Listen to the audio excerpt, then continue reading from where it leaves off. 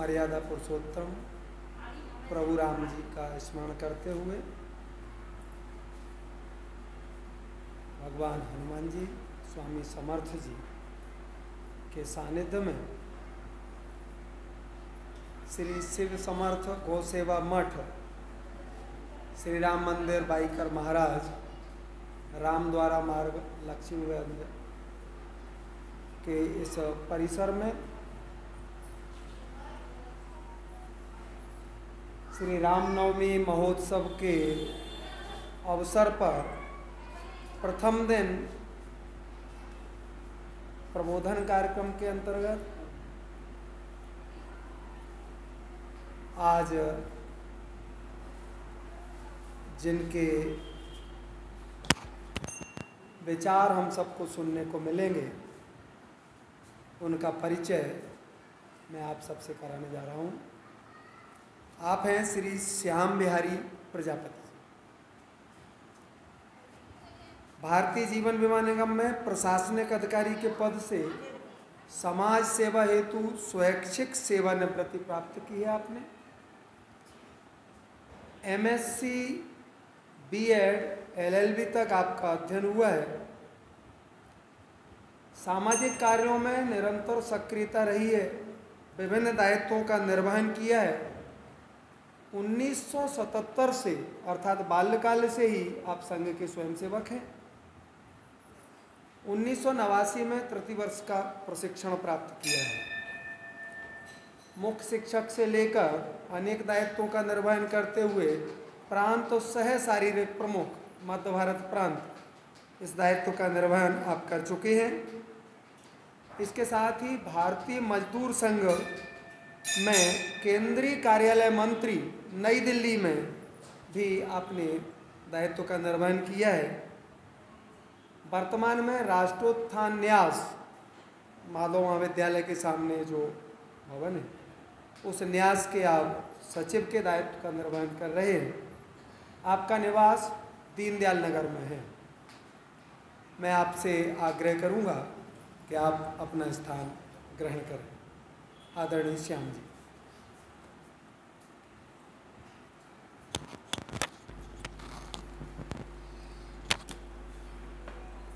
भाई साहब से, रमेश जी से आग्रह है कि वह आए और श्याम जी का तिलक माल्यार्पण करें।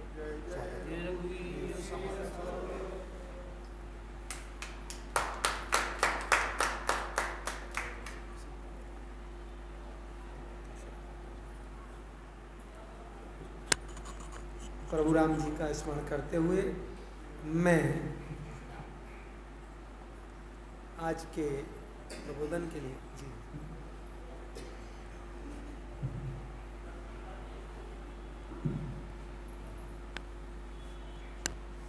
जय श्री राम।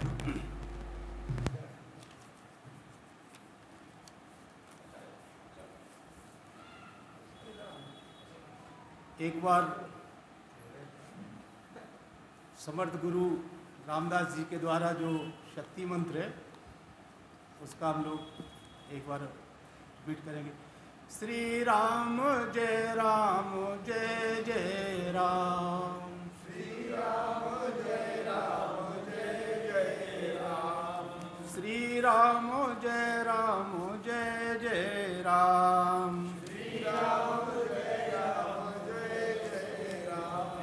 श्री राम जय जय राम, श्री राम जय राम। आदरणीय न्यासी मंडल शिव समर्थ गौसेवा मठ, लक्ष्मीगंज, ग्वालियर, मध्य प्रदेश। जैसा परिचय में बताया, संघ कार्य से बचपन से जुड़ा रहा हूँ। महाराजा शिवाजी के थोड़ा सा एक अध्ययन करने की एक रुचि भी हुई है। यद्यपि ये कार्यक्रम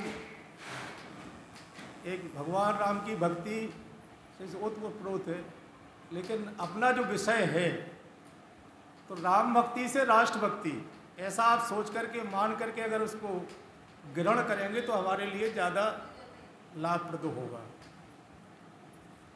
आज अपना नववर्ष है, गुड़ी पड़वा है। मैं आप अपनी तरफ से आप सभी को अपनी हार्दिक शुभकामनाएं देता हूँ।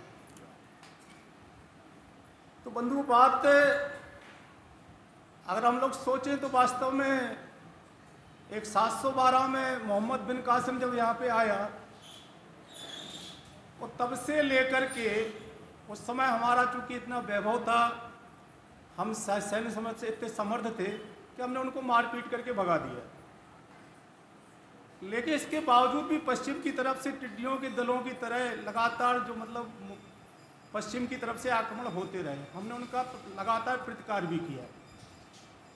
1193 तक हमने सोमनाथ का इतिहास ही पढ़ा होगा। विषय बहुत लंबा है, इसलिए उसके डिटेल्स में ज़्यादा नहीं जाऊंगा। एक थोड़ा एक शॉर्ट में एक भूमिका एक हमको समझनी पड़ेगी कि वास्तव में आज में जो महाराजा शिवाजी ने जो 350 वर्ष पूर्व जो हिंदवी स्वराज की स्थापना की थी, उसकी आज प्रासंगिकता क्या है, उसे समझने की क्या ज़रूरत है, और हम उन सब चीज़ों से हम इस इतिहास से क्या सबक सीख सकते हैं। 1193 में यहाँ पे मोहम्मद गोरी ने आक्रमण किया, पृथ्वीराज को बंदी बनाया और ले गया। लेकिन एक सोचने की बात यह थी कि हम उस समय महाराष्ट्र का अगर हम लोग वैभव देखें, महाराष्ट्र का उस समय जब भगवान प्रभु राम के जब चरण पधारे, उस समय वो दंडकारण्य कहलाता था। माँ गोदावरी का नामकरण भी नहीं हुआ होगा उस समय, और वहाँ पे जाकर के ऐसा एक सुंदर एक मतलब महाराष्ट्र बना। तो अगर 1200 में उस समय देखें कि वहाँ पे जिन्हें हम 7 वाहन राजा कहते हैं, शालिवाहन से लेकर के और महादेव राय तक महाराष्ट्र ने जो एक प्रकार से जो उन्नति प्राप्त की, वहाँ सब प्रकार के सुख, सब प्रकार के वैभव नैसर्गिक रूप से छटा। सूर्य की सुनहरी मतलब किरणें, अगर मतलब जो चंद्रमा रात भी थी उसमें मोती जैसी ओस जैसी बूंदें, सब वैभव से संपन्न था।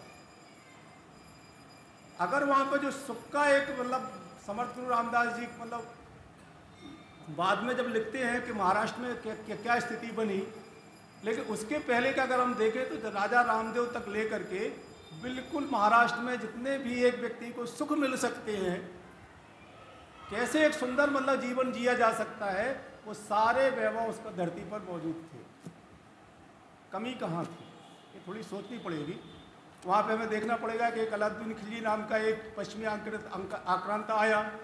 इसके पहले वो राजस्थान में लूटपूट कर चुका था। महाराष्ट्र के अंतर्गत जितने भी आज भक्ति भाव का जो, तो वहाँ पे चाहे मतलब चोखा मेला हो, संत गौरवा कुमार हो, नामदेव हो, संत ज्ञानेश्वर हो, विट्ठल महाराज जैसे मतलब उनके पूरे मेले लगते थे। भक्ति भाव की भी कमी नहीं थी, गौ सेवा भी कमी नहीं थी, ब्राह्मण गौ माता सबका ठीक प्रकार से प्रजा पालन हो रहा था। और वो आक्रांता आया और उस आक्रांता ने केवल 6000 उसके पास घुड़सवार थे, और उसने देखा कि अब उस समय हमारी जो कमी जहाँ पे हो जाती है कि हमारी राम भक्ति जो राष्ट्र भक्ति की तरफ हमने अगर थोड़ा ओझल किया, जिसको हम अपने शब्दों में कहते हैं कि हमने अपनी जो शस्त्रों की शक्ति, शास्त्रों की शक्ति की तरफ ने ध्यान दिया और शस्त्रों की शक्ति भूल गए। हमने ब्रह्म तेज के ऊपर ज़्यादा ध्यान दिया, अगर हम छात्र तेज को भूल गए तो फिर इस प्रकार की हमारी परिणति होती है। उदाहरण आता है कि जब महाराज रामदेव थे तब उनका जो बेटा, उनका जो सेनापति था, वो तीर्थ यात्रा के लिए गया। उनका जो प्रधानमंत्री था, जैसे अमात्य कहते थे हेमाद्री करके, वो वृत्ताचार शिरोमणि ऐसे करके पुस्तक लिख रहा था। वृत्ताचार शिरोमणि में क्या था, कौन सा व्रत कैसे करना चाहिए, जो मतलब अन्नोदक है वो कैसे लेना चाहिए, जल कितना चढ़ाना चाहिए। एक प्रधानमंत्री ने जो एक राज्य के नियम होते हैं कि कैसे राज्य की सुरक्षा की जाए, उसकी अनदेखी करते हुए वो इन सब चीज़ों में तो लगे रहे। और जो राज्य की सुरक्षा कैसे की जाए, वो अलाउद्दीन खिलजी आया, 6000 घुड़सवारों को लेकर के आया। उनका बेटा भी अपने बाहर, जो सेनापति था शंकरदेव करके बाहर निकला हुआ था, उसने आकर के आक्रमण किया। आक्रमण करने के बाद अब उस समय तक भी समाज में इस प्रकार का एक गिरावट आ गई थी। राजा रामदेव जी ने सोचा, वो अपने किले में बंद थे देवगिरी में, कि हमारा किला इतना मजबूत है कि हमारा कुछ भी नहीं बिगाड़ सकता है। अनाज भी पहले से सुरक्षित करके रख लिया जाता था। जब अनाज के जो बोरे जब खोल करके देखे तो उनमें नमक निकला और परिणाम में निकला कि रामदेव को महाराज को संधि करनी पड़ी। और संधि में लेकिन जब वहाँ से जब तक पता चला तो शंकरदेव लौट करके आए, उन्होंने फिर से प्रतिकार करके आक्रमण कर दिया। उन्होंने कहा मैं आपकी संधि मानने के लिए तैयार नहीं है। और जब तक उनकी जीत होने ही वाली थी, अलाउद्दीन खिलजी ने एक चालाकी से चल करके एक अपने 1000 घुड़ सैनिकों को देवगिरी के तलहटी में भेज दिया और वहाँ से लेकर के धूल उड़ती हुई एक अलग से वो सेना आने के लिए हुई। तो उसने एक र्यूमर फैला दी कि दिल्ली से एक बहुत बड़ी फौज आने वाली है। हम लोग अलाउद्दीन खिलजी को जानते होंगे, जलालुद्दीन का भतीजा था, दामाद भी था। दिल्ली में उस समय उसकी सल्तनत थी। लोगों को लगा कि बहुत बड़ी फौज आने वाली है और फिर उन्होंने जो मार काट की और फिर जो संधि करनी पड़ी, तो संधि के तहत पहले तो कुछ टैक्स ही थे, बाद में जो वहाँ की जो वैभव लक्ष्मी कहें, जैसे हम राजलक्ष्मी कहें, जो उसका एक सम्मान किए, रामदेव महाराज की पुत्री जिसका नाम ज्येष्ठापल्ली था, उसको भी संधि में देना पड़ा। और वो ज्येष्ठापल्ली अलाउद्दीन खिलजी की बेगम बन गई। बाद में एक मलिक कपूर करके उसका एक गुलाम था, पंच हजारी ऐसा करके 1000 दीनार में उसने खरीदा था। उस टैक्स का एक जुर्माना हुआ, वो महाराजा रामदेव राय लगातार भेजते रहे। थोड़ा सा जब उनका लड़का बड़ा हुआ, उसने मना किया, तो फिर मलिक कपूर ने आक्रमण किया। और फिर ये महाराष्ट्र का ये 1300 की घटना है। वो 1300 से लेकर के महाराजा शिवाजी तक महाराष्ट्र में जो दुर्गति हुई, उसमें समर्थ गुरु रामदास जी लिखते हैं कि सब कुछ नष्ट हो गया है। अब यहाँ पर हम अर्चन के लिए नदियों का जल मतलब शुद्ध नहीं रह गया है। माताओं बहनों की स्थिति इतनी बुरी बदतर हो गई है।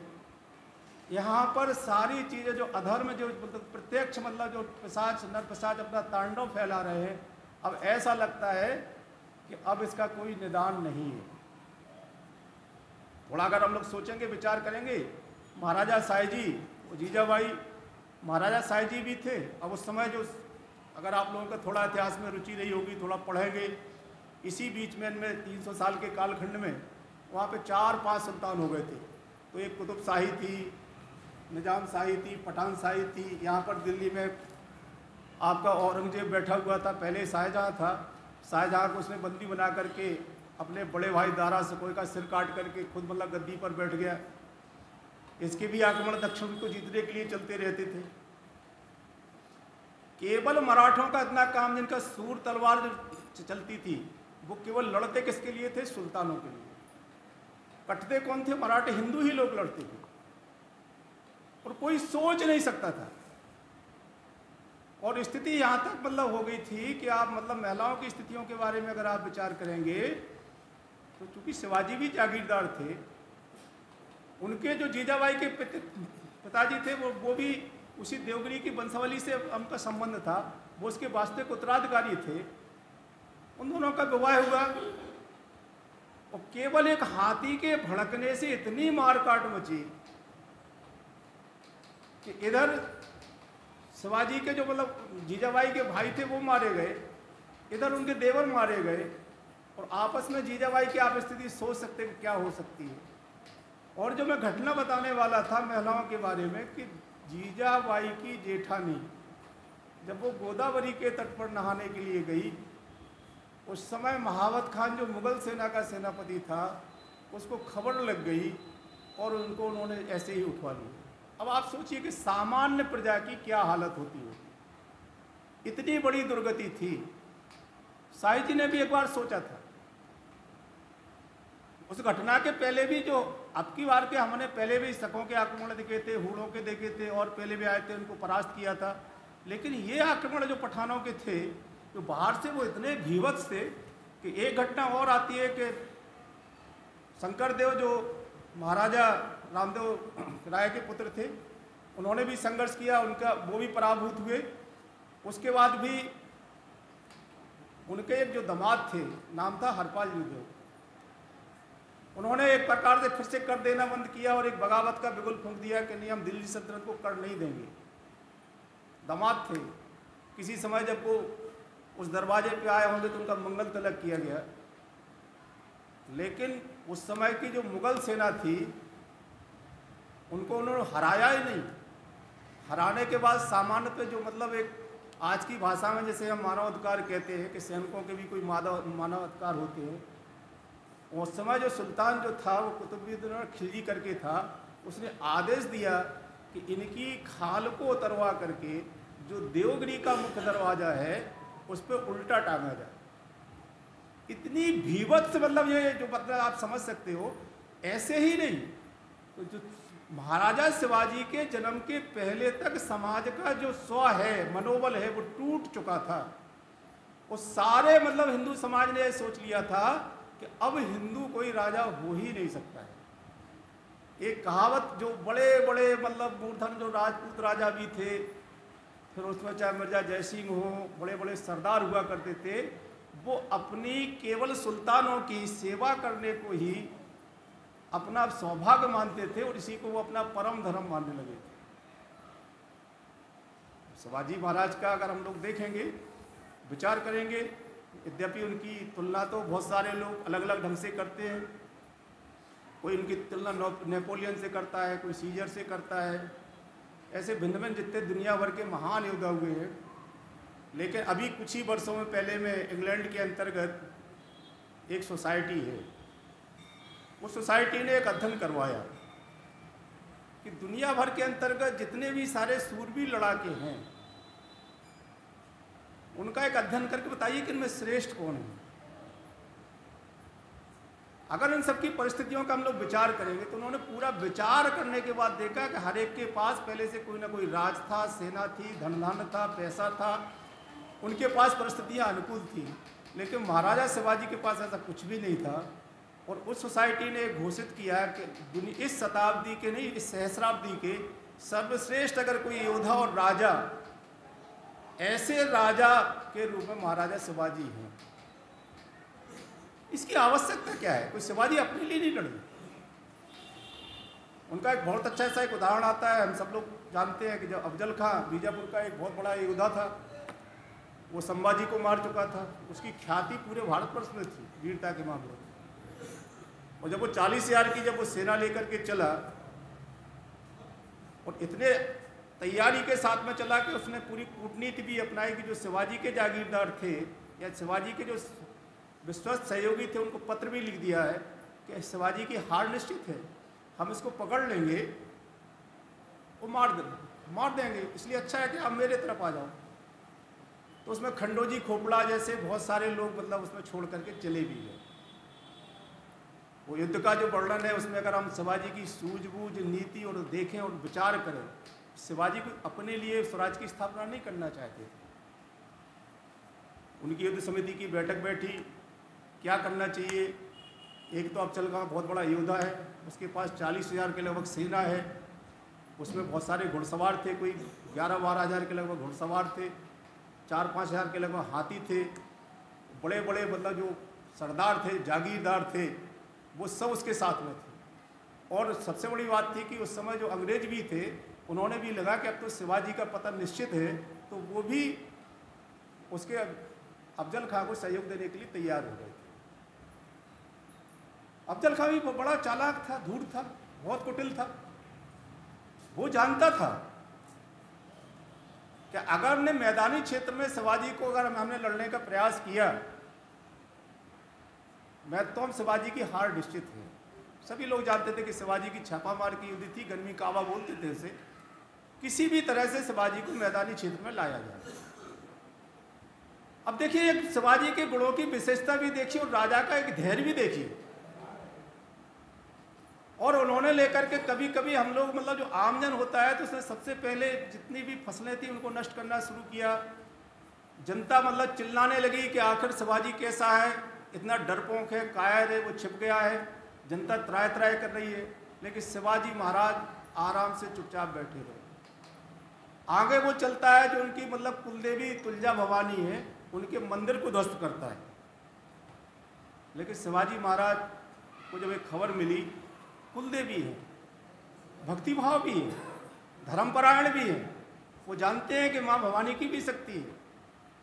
जब उनको ये सूचना मिली तो ऐसा लगता है जैसे उनके कानों में कोई गर्म शीशा डाल दिया हो, लेकिन फिर भी चुपचाप बैठे। एक राजा को कितना धैर्यवंत होना चाहिए, ये महाराजा शिवाजी से सीखने की जरूरत है। वो जानते थे कि हम अगर मैदान में जाएंगे तो हम परास्त होंगे, पराभूत होंगे। उसका विचार करते हुए महाराजा शिवाजी ने जब देखा कि आगे चला तो अपने जो विट्ठल का जो मंदिर है वहाँ पे संतों की मूर्तियाँ थी वो भी उन्होंने तोड़ी। जितने भी वो अत्याचार कर सकता था, बाद में जब उनको लगा कि क्या करना चाहिए, इधर अफजल खां को भी लगा कि शिवाजी अगर नहीं निकल करके आते, अगर नहीं लड़े तो हमारे जो बीड़ा उठाया है उस बीड़े का क्या होगा, कि हम शिवाजी को या तो गिरफ्तार करेंगे या मारेंगे। उसके दिमाग में यही चलता था। उसको राजा ने, वहाँ के सुल्तान ने बोल दिया था, कुतुब शाह करके जो था, कि शिवाजी का वध ही करना है। यद्यपि लेकिन मिले कैसे शिवाजी, अगर शिवाजी नहीं निकले तो हम पूरा फसलों को तहस नहस कर देंगे, सब चौपट कर देंगे, सारी चीज़ कर देंगे, लेकिन शिवाजी से तो अगर नहीं मिले तो हमारा काम नहीं होगा। शिवाजी निकल नहीं रहे थे। उन्होंने अपना जो वकील थे, एक कृष्णाजी भास्कर पंत का, कृष्णाजी भास्कर ऐसे उनका नाम था, उनको भेजा शिवाजी के पास में। शिवाजी बड़े चतुर थे। अब उन्होंने देखा कि भाई ये हिंदू हैं, ब्राह्मण भी हैं, थोड़ा उनका हिंदुत्व जगाया और उनकी थोड़ी मन की थाह ली कि आखिर अफजल का क्या चाहता है। तो अफजल खां की उनको नीत पता चल गई, वो शिवाजी का वध करना चाहता है। बाद में उन्होंने अपने जो वकील थे गोपीनाथ जी पंत, उनको भेजा और इतना उनको, जो पहले जो अपने कृष्णा जी थे उनको इतना उन्होंने एक मैसेज जरूर दे दिया कि देखो शिवाजी आपसे डर गए हैं, आप ये मैसेज वहाँ तक मतलब पहुँचा दीजिएगा। इधर गोपीनाथ पंत को जी बोला कि आपसे हम सुलह करना चाहते हैं, हम आपसे जीत नहीं सकते, आप तो बहुत महान योद्धा हैं, आपके पास इतनी बड़ी सेना है, इतने बड़े सुल्तान के आप मतलब कारंदे हैं।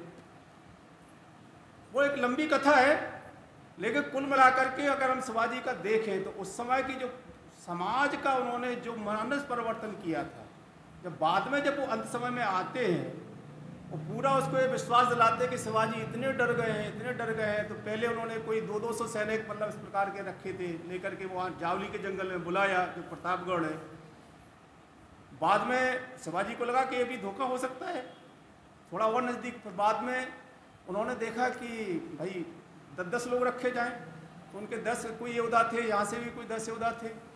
लेकिन शिवाजी, क्योंकि अफजल खां बहुत बड़ा था, बहुत सूरवीर था, वो धोखा कर सकता था, ये पता था शिवाजी को। शिवाजी ने फिर एक बार मतलब काका गोपीनाथ को भेजा, उन्होंने कहा भाई 10-10 लोग की क्या जरूरत है, एक एक आदमी केवल होना चाहिए और आपका वकील होगा, हमारा वकील होगा, बातचीत हो जाएगी। बाद में वो अफजल का जो गया, तो शिवाजी डरा हुआ है तो उसे कोई दिक्कत नहीं है, लेकिन उसे भी डर था। वो जानता था कि शिवाजी जैसा कहते हैं इतने तो नहीं है। तो जो बीजापुर का सबसे बड़ा एक निशानेबाज, जैसे आजकल हम लोग शार्प शूटर की संज्ञा देते हैं, उस समय को तलवारबाजी में प्रख्यात एक सैयद बंडा करके वो अपने साथ लेकर के आए। यहाँ बात महाराजा शिवाजी ने जो 10 लोग थे उनमें से एक नाम था जीवा मेला, जाति का नट। ये बात मैं क्यों कह रहा हूँ कि वास्तव में शिवाजी ने क्या किया ये बहुत समझने की बात है। जो मावल प्रदेश था वो केवल मराठा मतलब बड़े लोगों के द्वारा वो नहीं, शिवाजी ने अपनी सेना तैयार नहीं की। उसमें छोटी जाति से लेकर के महाराष्ट्र में कहावत है कि यदि जीवा ना होता तो शिवाजी ना होते। तो उसमें घटना में इस प्रकार से आता है कि जैसे महाराजा शिवाजी गए, उन्होंने बहुत अच्छा सामियाना सजाया था। अफजल खां तुरंत उठ करके खड़ा हुआ और पहले तो उसने अपना गुस्सा दिखाया कि ये शाह जी की छोकरा के पास इतनी दौलत कहाँ से आ गई जो मेरे पास इतना खर्च कर रहा है। उन्होंने कहा ये सब मतलब आप ही की इनायत है।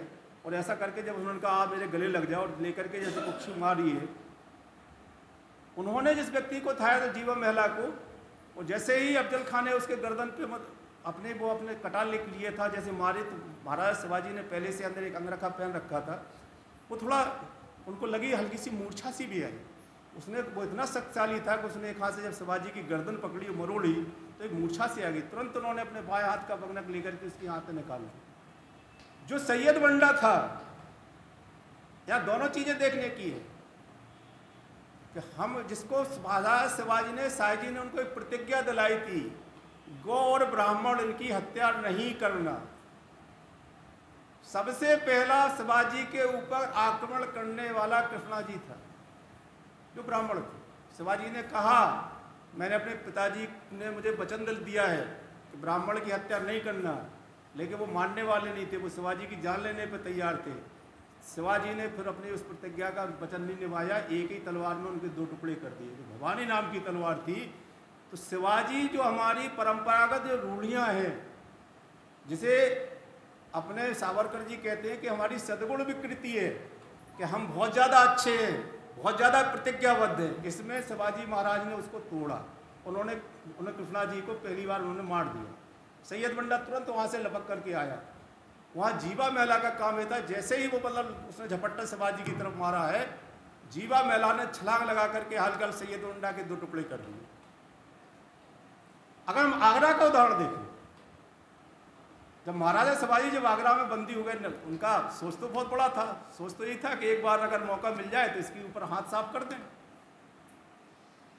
वहाँ जा करके, चूंकि वो औरंगजेब बदमाश था, वो भी जानता था कि शिवाजी हैं। एक तो उन्होंने मतलब पास में भी नहीं आने दिया, पीछे बैठाया, थोड़ा उनका जितना उनका असम्मान कर सकता था। एक जसवंत सिंह करके, जिसको महाराजा शिवाजी कई बार हरा चुके थे, अपने सैनिकों के द्वारा मारपीट की थी, उसके पीछे बैठाया। कुल मिलाकर के उसके अगर हम लोग पूरी उस कहानी को पढ़ेंगे और सार देखेंगे, तो शिवाजी के साथ में जो लोग थे, उसमें कौन लोग थे? तो उसमें एक हीरो फर्जंद करके व्यक्ति था। एक जो व्यक्ति था बस समझदारी की और एक विशाल मन की। आप देखिए कि हम लोग कभी कभी लोग थोड़े छोटे सोच से सोच लेते हैं। उनमें एक मदारी मेहतर करके था, वो मुसलमान था। और जब महाराजा शिवाजी को लगा कि अब यहाँ से किसी तरह से नहीं निकल सकते, उनको कैद कर लिया गया। यद्यपि जो मिर्जा राजा जयसिंह थे, उनका लड़का राम सिंह था, एक प्रकार से उन्होंने आश्वासन दिया था कि शिवाजी की कम से कम वो रक्षा करेगा। तो वो जानता था कि एक राजपूत होने के मेरा वचन है कि शिवाजी के प्राणों को किसी तरह से आघात नहीं होना चाहिए। वो औरंगजेब की पूरी प्लानिंग थी कि शिवाजी को यहाँ पे मार देना है। तैयारी भी कर ली थी। पहले उसने तैयारी की, आप शिवाजी को लेकर के आप इधर जो पश्चिम का अपना क्षेत्र है, अफगानिस्तान की तरफ का क्षेत्र, इधर आपको लड़ाई के लिए जाना है, शिवाजी को लेकर के जाना है। और उन्हीं के जो 7 सैनिक जाने वाला था, उसको उसने बताया था वहाँ पे आपको शिवाजी का वध कर देना है। लेकिन जसवंत सिंह ने कहा कि अभी महाराज का स्वास्थ्य ठीक नहीं है। महाराज भी इस चीज़ को जान गए कि हमारे साथ धोखा हो सकता है। बाद में उसने एक भवन तैयार किया। उस भवन तैयार करने में उसका पूरी प्लानिंग थी कि उस दिन शिवाजी का वध करके इनके सिर को काट करके इस भवन में स्थापित कर देंगे, जिससे हिंदुओं को पता चले कि सुल्तानों से विद्रोह का क्या परिणाम होता है। ये शिवाजी सब जानते थे। अब उन्हें लग रहा था कि किसी तरह से हमको अपने बचाना। और हम सब लोगों ने जहाँ देखा होगा कि उन्होंने फिर फलों के टोकरे मंगवाए। लेकिन इसमें विशेष बात क्या थी? जब फलों के टोकरे मंगवाए, जो मदारी मेहतर था और हीरो जी फर्जंद थे, जब उन्होंने लगा कि पहले तो शिवाजी महाराज ने इस प्रकार का अपना पूरा एक नाटक बनाया कि वो बहुत बीमार है, वो बहुत बीमार है, उतने बीमार हैं कि शायद 1-2 दिन में प्राण त्याग देंगे। एक फलादी खान करके जो उनका सेनापति था, जो रक्षक था, वो उनकी देखरेख कर रहा था। बहुत सारे सैनिक लगे हुए थे। उस समय जिस दिन शिवाजी महाराज ने एक बड़े बड़े से तो टोकरे आए, एक में शिवाजी महाराज समा गए, दूसरे में उनका बेटा संभाजी समा गया। और अब इतना तो आसान नहीं होता है कि इतने बड़े महाराज लोग टोकरे के ऊपर टोकरे निकले चले जा रहे थे। पहले से रणनीति थी। रोका भी फुलादी खान ने, देखो जरा, एक को देखा, 2 को देखा, माँ भवानी की ऐसी कृपा थी, प्रभु श्री राम की कृपा थी। तो 8-10 टोकरे में देखा कि पहले फल और मिठाइयाँ जा रही हैं। उन्होंने कहा ठीक है, जाने दो। उधर जाकर के देखा महाराज क्या कर रहे हैं। जो हीरो फर्जंद था वो लेटा हुआ था। और महाराज का जो कंगन रहता है, जिसे वो पहनते थे, उस कंगन को उन्होंने हाथ में पहना और जानबूझ करके ऐसा हाथ अपने सोने से ऐसा लटका दिया। हाँ, महाराज ही सो रहे हैं। और मदारी मेहतर उनके पैर दबा रहा है। लौट करके आश्वस्त होकर के आ गया कि तबीयत ज़्यादा खराब है, अपने आप मतलब उनके प्राण निकलने वाले हैं, आराम से आश्वस्त। 1 बार 2 बार 3 बार लास्ट बाद में वो मदारी मेहतर आगे निकला। महाराज क्या कर रहे हैं? महाराज की तबीयत बहुत ख़राब है, थोड़ा दवा के लिए जाता हूँ। मदारी मेहतर निकल गया। थोड़ी देर में हीरोज फर्जंद ने अपना जो उनका बिस्तर था, तकिया थे, जो भी मसनद वगैरह था, उसका एक बढ़िया सा एक लोड बनाया, उस पर चद्दर डाली महाराजा शिवाजी की, वो भी निकले। महाराज की तबीयत बहुत ख़राब है। बाद में देखता है कि आज कोई भी हलचल नहीं हो रही है। उन्होंने जितना देर लगानी थी तब तक अपने महाराज संभाजी को लेकर के उनके पहले के जो सैनिक थे उनके साथ में जहाँ उन्हें पहुँचना था मथुरा तक, वहाँ तक वो पहुँच गए। अब आप सोचिए जरा कि महाराजा शिवाजी ने किन लोगों को कैसे तैयार किया। ऐसे आप पनाहगढ़ में भी देखेंगे, जब वो सिद्दी जोहर से घिर गए, अफजल खां के वध के पश्चात जो सिद्दी जोहर था उसके पास लगभग 80,000 सेना थी, महाराज के पास केवल 4,000 लोग। पनाहगढ़ अगर आप लोगों ने किसी ने देखा होगा या देखें तो वो बहुत ऊंचाई पे है, चारों तरफ पहाड़ियाँ हैं। सिद्दी जोहर ने घेर लिए। सिद्दी जोहर जानता था कि जो अफजल का, अगर हम मैदान में शिवाजी नहीं आते, अगर हम किले पर चढ़ेंगे तो शिवाजी हमारी ऐसी की तैसी कर देंगे, बिल्कुल दुर्गति करेंगे। उसने बहुत एक टेक्निक चली कि जो रसद है, जो अनाज है, दाना पानी है, इसकी मतलब रसद रोक दी जाए। वो पनाहगढ़ को लगभग 4 महीने 3-4 महीने घेरे रहा। राजा और जो आसपास के लोग थे उसकी खोज बढ़ती रही कि शिवाजी को किसी तरह से। महाराज के सामने अब क्या उपाय हो सकता है, क्या कर सकते हैं। अब वहाँ पर एक शिवा नायक कासिद करके एक नाम होता है, नाई का जो काम करते हैं, महाराज की बिल्कुल वो कद काठी का, उन्हीं की शकल सूरत का, उन्हीं जैसी वेशभूषा, उसको बुलाया। बोले तुझे राजा बनना है। स्वराज के प्रति आम जनता का कितना समर्पण था। आप मतलब देखिए कि वो व्यक्ति जानता है। उन्होंने कहा तुझे राजा बनना है, क्या करना पड़ेगा। राजा बनकर के जो सिद्दी जोहर है उससे भेंट करने के लिए जाना है। जब नकली राजा बनकर के जाएंगे, पकड़ा जाएगा तो क्या होगा ये मालूम है। वहाँ के लोग अपने कथाओं में बताते हैं कि जब महाराजा शिवाजी ने, उसने 2-3 दिन के अभ्यास में महाराज कैसे चलते हैं, कैसे उठते हैं, कैसे बैठते हैं, सारी चीज़ें सीख ली। जब महाराज ने कहा कि मतलब जब उसने पूरे महाराजा शिवाजी जैसी पूरे अपना ड्रेस पहनी, बिल्कुल उसी ठाट बाट से चलना, तो महाराज एक तोड़ा जो पहनते थे उसके जब गले में डाला तो उसके आँख से आंसू आ गए। महाराजा शिवाजी को गुस्सा आ गया। क्यों, डर गया? बोले डरा नहीं हूँ महाराज। आंसू कैसे? आंसू इस बात के नहीं है कि मेरा स्वराज के लिए बलिदान होने वाला है। आंसू इस बात के हैं कि मैंने ऐसे कौन से ऐसे पुण्य किए थे कि स्वयं महाराज अपने हाथ से मेरा राजअभिषेक कर रहे हैं, खुद तोड़ा पहना रहे हैं। वो शिवाजी कासिद जाता है बड़े शान के साथ में। उधर सिद्दी जोहर भी खुद से कि अब तो बात कर ली जाए, यहाँ पे मेरे क्या बिगाड़ लेंगे। शिवाजी अकेले जा रहा है, पालकी जा रही है, आराम से बैठ गए हैं, गुप्तचर लगे होते हैं। जब तक बातचीत चल रही है शिवाजी से, अपने जो एक बातचीत की एक औपचारिक बात, अनौपचारिक बातचीत जो चलती है, कुशल क्षम चलती है, महाराज कैसे हैं, क्या है, ये सब चीज़। उन्होंने कहा हम आपसे संधि करने वाले, इतनी उसे सिखाया गया था। तब तक एक खबर मिलती है कि कोई पालकी पीछे से एक मतलब लेकर के कुछ लोग जा रहे हैं। गुप्तचर भी आकर के बता देते हैं कि ये शिवाजी असली नहीं है। उससे पूछा जाता तुम कौन? बोले मैं शिवा। अरे कौन है तुम? बोले मैं शिवा हूं। वो पीछे से कोई पालकी भागी है, वो कौन है? शिवा। बड़ा असमंजस। उसका भेद वो लोग नहीं खोल पाए, लेकिन एक गड़बड़ हो गई। उसको ये पता नहीं था। वो लोग भी चालाक थे। उन्होंने आकर के कोई शराब का एक गिलास रखा, उसे पता नहीं था कि महाराजा शिवाजी शराब नहीं पीते हैं। ये सिद्दी के लोगों को पता था कि महाराजा शिवाजी शराब को हाथ नहीं लगाते हैं। अब वो बेचारा नाई, उसको पता नहीं था महाराज पीते होंगे। जैसे उसने गिलास उठाया, उसको 2 टुकड़े कर दिए उन्होंने। लेकिन उसे जितना स्वराज के लिए काम करना था, तब तक महाराजा शिवाजी जाकर के एक मतलब एक खंड होता है, वो अपने बाजी प्रभु को, अपने सैनिकों के मैं जब तक विशालगढ़ ना पहुँच पाऊँ तब तक ये आपको रुकना है। जब विशालगढ़ से तोपों की आवाज़ आएगी तब तक आपको मोर्चा संभालना है। तो आप लोगों ने आगे उसमें कथा में सुना भी होगा कि बाजी प्रभु जब तक लड़ते रहे, जब तक कि विशालगढ़ से तोपों की आवाज़ नहीं है, वहाँ पे बाजी प्रभु का बलिदान हुआ। और ऐसा बताते हैं कि उनका सिर कट गया, उनका रुंड ही जब तक चलाता रहा, और जैसे ही विशालगढ़ से तोपें चली उनका रुंड शांत हो गया, बाजी प्रभु का बलिदान हो गया। तो ऐसे आपको बहुत सारे उदाहरण उसके शिवाजी महाराज ने जो ग्रांड ट्रुथ लिखता है कि महाराजा शिवाजी ने जो मुगलों की ज़मीन लूटी, जो महाराजा शिवाजी ने किले लूटे, जो महाराजा शिवाजी ने, उससे उनको ज़्यादा फर्क नहीं पड़ा। लेकिन महाराजा शिवाजी ने जो पूरे मराठा प्रदेश के अंतर्गत आम जनता के मन में स्वराज्य के प्रति जो भाव पैदा किया, वो मुगलों को बहुत भारी पड़ा। अब इसकी ज़रूरत क्या है, आज की प्रासंगिकता क्या है?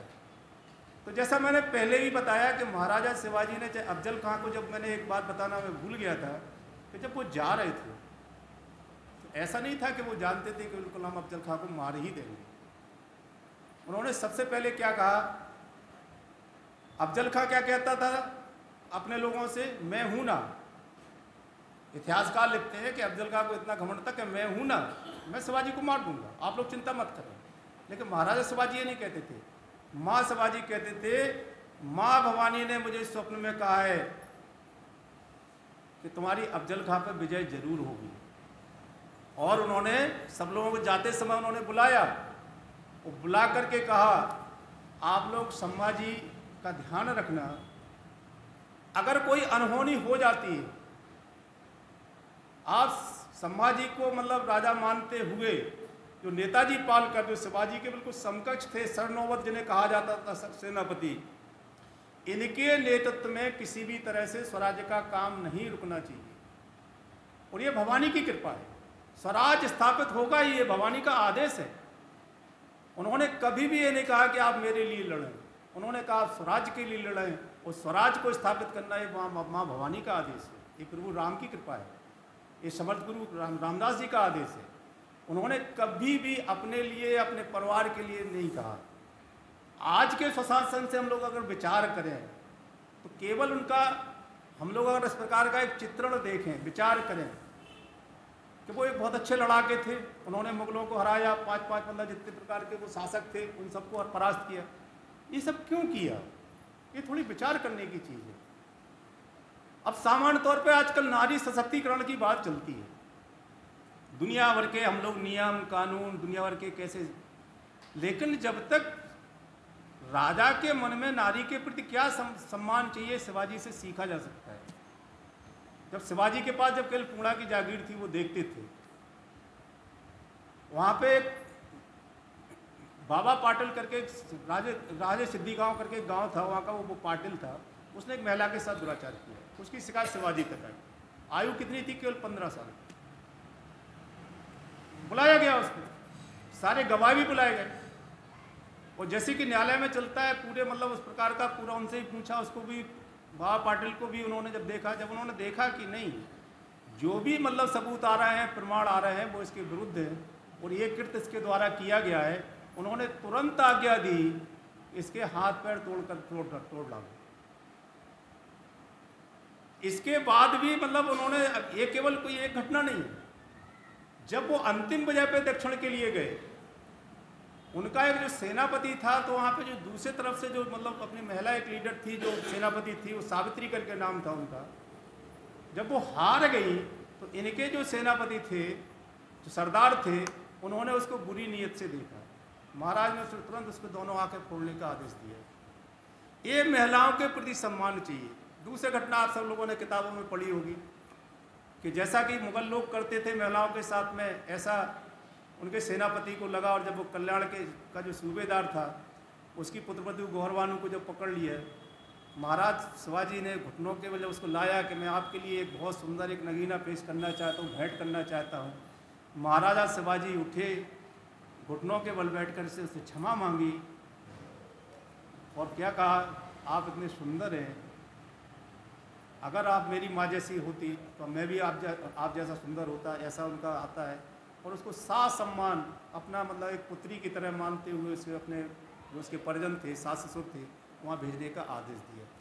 जीवन भर महिलाओं के प्रति इस प्रकार की दृष्टि चाहिए तो फिर महिला सशक्तिकरण होता है। अगर राजा इस प्रकार का व्यवहार करता है तो पूरा समाज करता है। तो उस समय एक कथा प्रचलित थी कि अगर कोई भी मन चला सड़कों पर अगर किसी भी मातृशक्ति के प्रति अगर गलत दृष्टि से घूरता था तो उसको केवल इतने जवाब कहना था, पता नहीं है रायगढ़ में शिवाजी बैठे हैं। इतने में उस व्यक्ति के मतलब पूरे हावा बदल जाते थे। इतना मतलब इस प्रकार का एक मतलब जब राजा इस प्रकार से सख्त हो, अब दूसरी चीज़ों पे हम लोग विचार करें। उनके जैसे न्याय के लिए आज की तारीख में हम लोग देखते हैं, सामान्य तौर पे हम लोग देखते हैं कि आज देश में अच्छा वातावरण है, हमारे विचारों की स्वीकारता बढ़ रही है, हमारे विचार सब जगह स्वीकार किए जा रहे हैं, अच्छी बात है। लेकिन अभी भी बहुत कुछ काम होना बाकी है। और जो एक जन जन तक में जिस प्रकार की अपने राष्ट्र के प्रति जिस प्रकार की भावना चाहिए, उसमें अभी बहुत समय लगेगा। अगर हम लोग जैसे उस शिवाजी की अगर न्याय की पद्धति का हम लोग विचार करें, अगर एक एक पक्ष का उनका जितने भी अष्टप्रधान जो उनके अष्टप्रधान करके उनकी जो शासन की पद्धति थी, उनका सारे का अगर हम लोग अगर थोड़ा थोड़ा अगर विचार करेंगे तो आपको बहुत सारी चीज़ें ध्यान में आ जाएंगी। उनकी न्याय की एक खूबी क्या थी कि न्याय सही हो। न्याय ऐसा नहीं है कि आपने लेकर के, जिसे हम लोग प्रज्ञा अपराध कहते हैं, कि किसी व्यक्ति ने आकर के आपको पता है कि ये व्यक्ति है और इस व्यक्ति ने आकर के इनके खिलाफ झूठी गवाही दी, तो आज का न्यायालय केवल यही करेगा कि उसकी गवाही को मान करके दूसरे को सजा दे देगा। ये प्रज्ञा अपराध नहीं होना चाहिए। यानी 5 रुपए का नोट लेकर के कोई 50 रुपए का नोट बता दे, ये प्रज्ञा अपराध है। किसी व्यक्ति के अंदर जो योग्यता है, उसकी योग्यता का अवमूल्यन कर करके उसे आंकना, ये प्रज्ञा अपराध है। महाराजा शिवाजी के समय में ऐसा कभी नहीं होता था। जो व्यक्ति जिसके लिए योग्य है, तो उनकी पहली परिभाषा थी कि न्याय सही हो। इसमें व्यक्ति को देख करके या उसके मतलब जो खंडोजी खोपड़ा का एक उदाहरण आता है, कान्होजी जेदे उनके बहुत शायद ही भोंसले के बहुत अच्छे मित्र थे। खंडोजी खोपड़ा जब अफजल खां युद्ध के लिए आ रहा था, वो अफजल खां से मिल गया था, देशद्रोह का काम किया था। कान्होजी जेदे का वो रिश्तेदार थे। तो एक दिन वो खंडोजी खोपड़ा को लेकर के आया कि महाराज, इसने देशद्रोह का काम किया है, लेकिन इसको प्राणदान तो मिलना चाहिए। उन्होंने कहा प्राणदान देंगे। लेकिन शिवाजी बहुत परेशान रहे कि अगर हमने देशद्रोही को अगर इस प्रकार से अगर माफ़ किया कि अगर किसी का मतलब अगर राजघराने तक पहुँचे, राजा तक पहुँचे, अगर उसकी सिफारिश मिल गई तो देशद्रोही करे वो भी बच जाए, तो भाई जनता का न्याय कहाँ हुआ? ये किस प्रकार का स्वराज है? ऐसा तो नहीं होना चाहिए ना। और एक दिन वो खंडोजी खोपड़ा आ ही गया सामने, और उन्होंने तुरंत बुला करके अपने सैनिकों को, इसका मतलब दाहिना जिस पैर से ये मतलब चल करके गया था, तो उनका मतलब उसका बायां पैर और दाहिना हाथ काट करके बाहर फेंक दिया। कान्होजी जेदे आए, महाराज महाराज आपने क्या किया है? मैंने आपको उसको मृत्युदंड ना देने का वचन दिया था।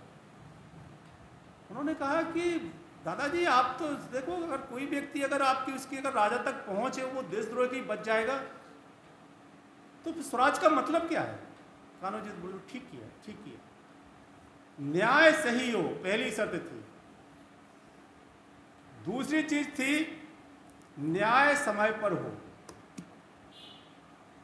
आज हम लोग देखते हैं दादा मुकदमा दायर करता है, उसके नाती पोते तीसरी चौथी पीढ़ी मुकदमा लड़ती है।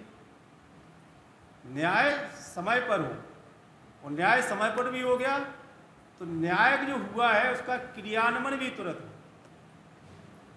ऐसी मतलब महाराजा शिवाजी की नीति थी। अगर उनकी हम लोग जो जिसे हम फाइनेंस मिनिस्टर कहते हैं आज की तारीख में, कर की क्या मतलब पद्धति, वो सेना को उन्होंने पूरा मतलब आदेश दे रखा था। उनके जो रघुनाथ पंत जी, उनके काफ़ी लंबे समय तक उनके प्रधानमंत्री रहे, उन्होंने आज्ञा पत्र उनके लेख हैं, उस आज्ञा पत्र के लेखों में उनका वर्णन मिलता है कि वो हर एक चीज़ की इतना बारीकी से ध्यान रखते थे। उन्होंने साफ साफ कह दिया था कि किसानों की ज़मीन से आप किसी भी प्रकार की उगाही ना करें।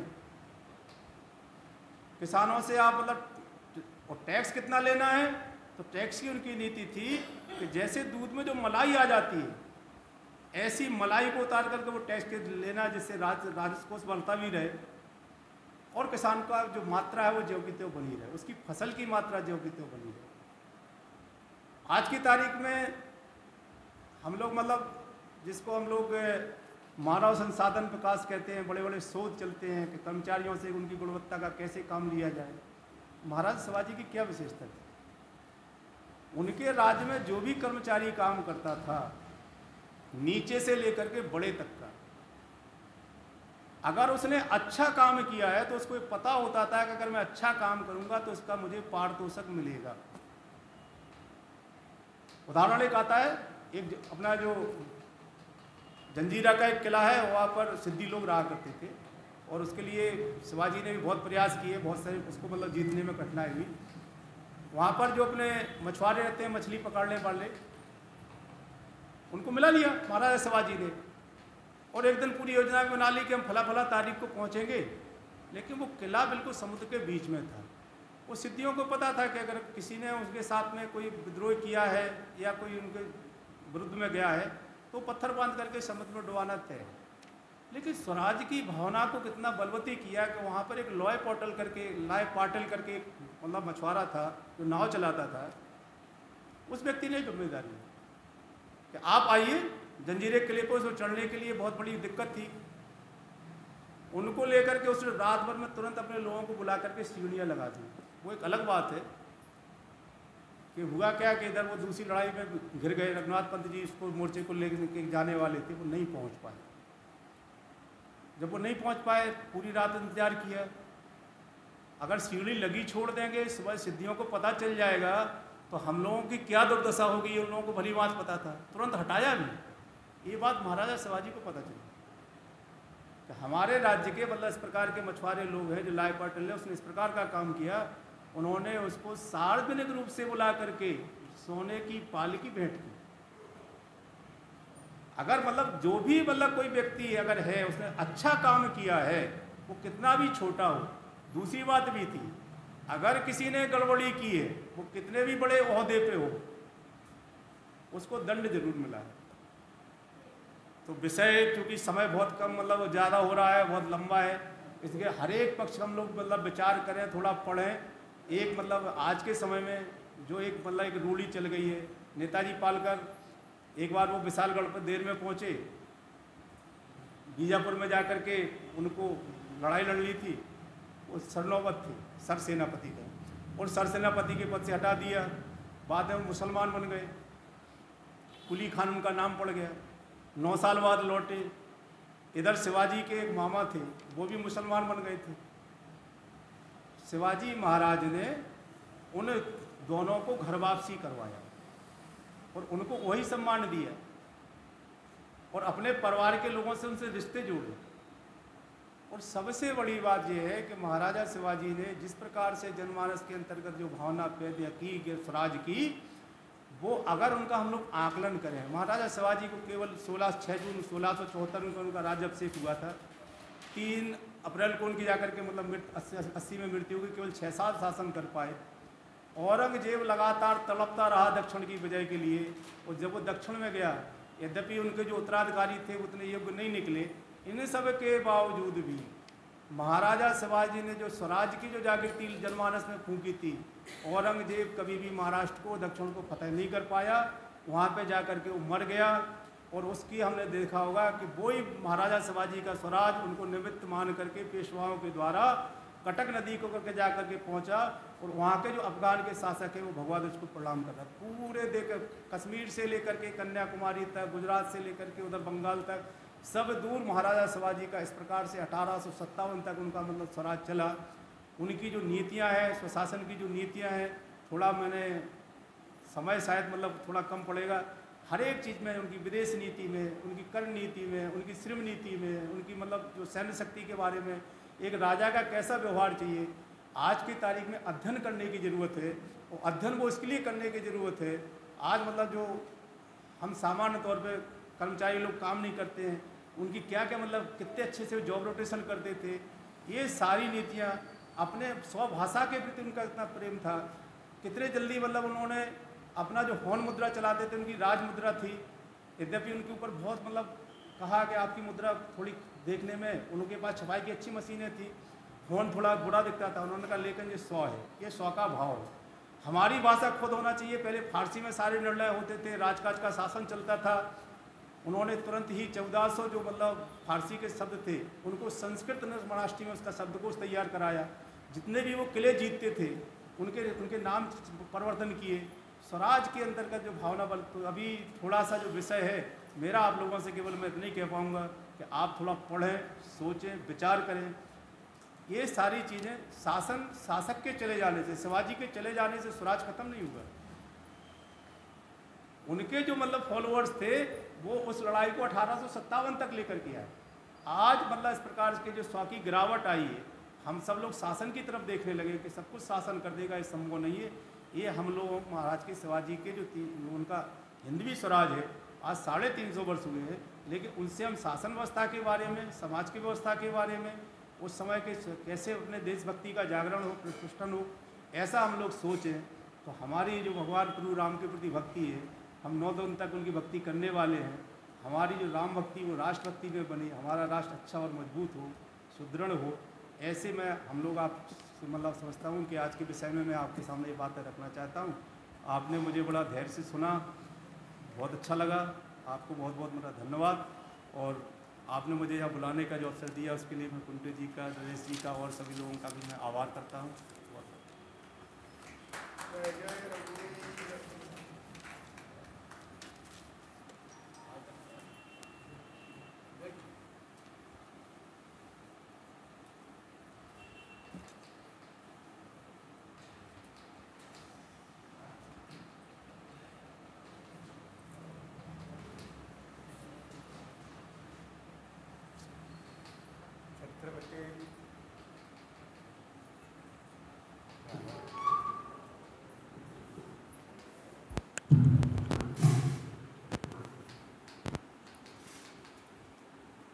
छत्रपति शिवाजी महाराज, उनकी नीति, उनका स्वभाव, उनकी निष्ठा, उन्होंने जो हिंदवी स्वराज्य की संकल्पना बिल्कुल बचपन से लेकर रखी थी, उसका विस्तार पूर्वक अध्ययन प्रजापति जी ने किया है और आज हमने उस सब का लाभ प्राप्त किया। आज उनका व्याख्यान सुनने के बाद ऐसा लगा कि उनके ऊपर हमने अत्याचार किया है कि उनको समय कम दिया है। उनका अध्ययन बहुत अच्छा है, चिंतन भी बहुत अच्छा है और हम इसको और भी विस्तार से सुन सकते हैं। कभी अवसर मिला तो हम फिर उनसे प्रार्थना करेंगे कि हमें इस प्रकार इतिहास और इतिहास के पीछे जो अत्यावश्यक है निष्ठा अपने हिंदुत्व और देश के प्रति, उसको हमें फिर से मार्गदर्शन कराए। बहुत ही अत्यंत सारगर्भित ऐसा उनका व्याख्यान हुआ। इतने कम समय में हमने उनसे प्रार्थना की और उन्होंने हमें स्वीकार किया। हमने पहले ही बोला था उनसे कि हम श्रोताओं को अधिक इकट्ठा कर पाने में अभी तक असमर्थ रहे। ये बात आज भी रही कि इतना अच्छा सारगर्भित भाषण था, अगर इससे अधिक संख्या रहती तो ये चीज़ और अधिक लोगों तक पहुंच सकती थी। हम इसका आगे ज़रूर प्रयास करेंगे। मैं अपने मठ की ओर से प्रजापति जी का हृदय से आभार व्यक्त करता हूँ और उनसे आशा करता हूँ कि फिर कभी भविष्य में हम अगर चाहें तो आप हमें फिर इसी प्रकार इतिहास या जागृति के बारे में मार्गदर्शन करें और हमारा उत्साहवर्धन करें। हम अगली बार थोड़ा अधिक प्रयास करके उपस्थिति बढ़ाने की कोशिश करेंगे। मैं पुनः आप सबकी ओर से और मठ की ओर से उनके हृदय से आभार व्यक्त करता हूँ।